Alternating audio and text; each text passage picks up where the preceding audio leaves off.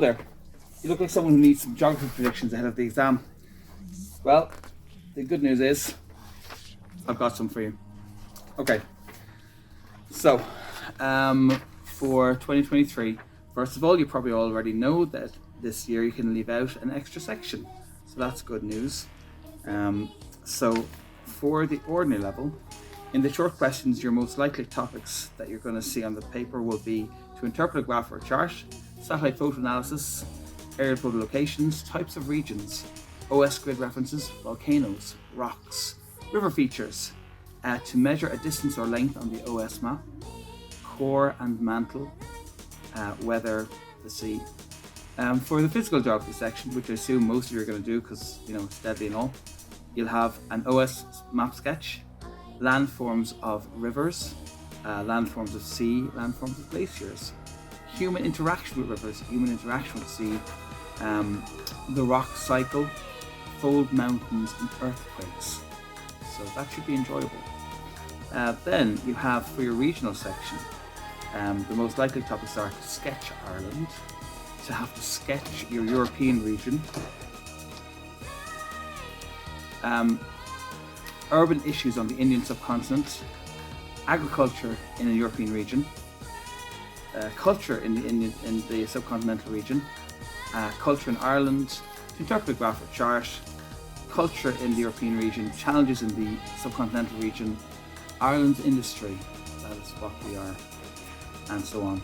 Right, if you are doing the economics section, then you'd want to look at interpreting or drawing a graph or chart, Ireland and the EU, Ireland and multinational companies, environment, pollution, waste management, so on, colonialism, global warming. There's some of the hot topics there.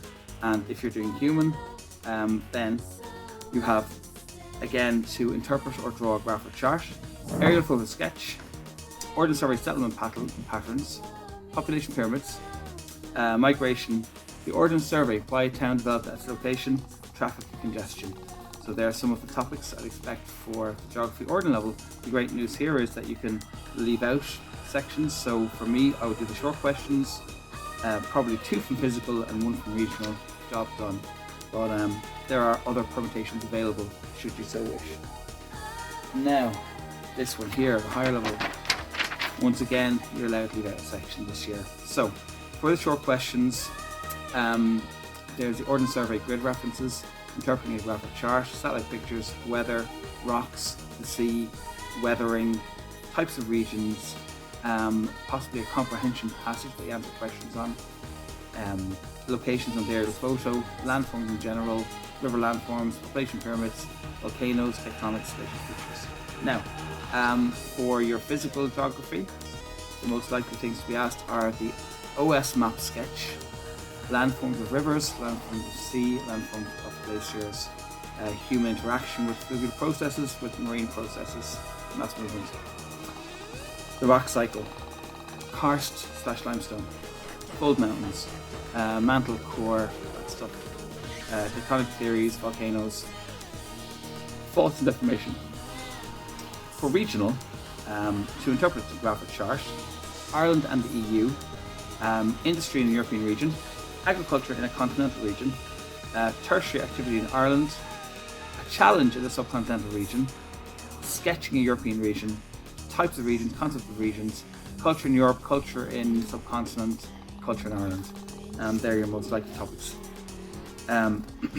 Economic, if you're doing that one, then you have to, some of the things that will come up would be to draw or interpret a graph or chart, location of manufacturing industry, pick a location for a new building on the OS map, Ireland and the EU, economic growth and development, multinational corporations in general, environmental concerns, developed countries and tertiary activities. For human, draw or interpret a graph or chart, aerial photo sketch, aerial photo, town functions, problems with urban growth in developed countries or problems with urban growth in developing countries, migration in Ireland, the aerial photo, why did the town develop at that location, population pyramids, population technology, a few more. If you are bothering with the options this year, loads of choice this year, so maybe you're not doing this section at all, who knows. There are a few here. if you're doing the global interdependence option, I expect global warming, or else the advantages and disadvantages of aid, or perhaps ineffective third world aid. If you're doing the culture and identity option, then race and colonialism and or migration to do with race. Distinct cultural enclaves within the country, like the Basque region, for example. Religion and politics. For the geoecology option, most likely is factors influencing soil formation / development. Number 2 is composition or characteristics of the soil type. And number 3 would be biomes, the impact of human activity on biomes. Biome. If you're doing Alicia's favourite topic, which is the atmosphere, ocean, environment, then number 1 is interaction of ocean and atmosphere, like the water cycle pretty much. Number 2 is weather patterns resulting from the atmosphere-oceanic interactions. And number 3 would be an account of any one global climate of your choice. I'll put a link to these documents as well at the end of the video. And the thing about these is, yes, I've seen the comments in these videos. I know that I'm listing out everything on the entire course. However, it's in order. The order matters. So for each section, the first thing is the most likely thing that will be in that section, and so on. So these lists of topics are listed in order of most likely down to least likely to appear in that particular section of the paper. Now, enjoy your geography exam.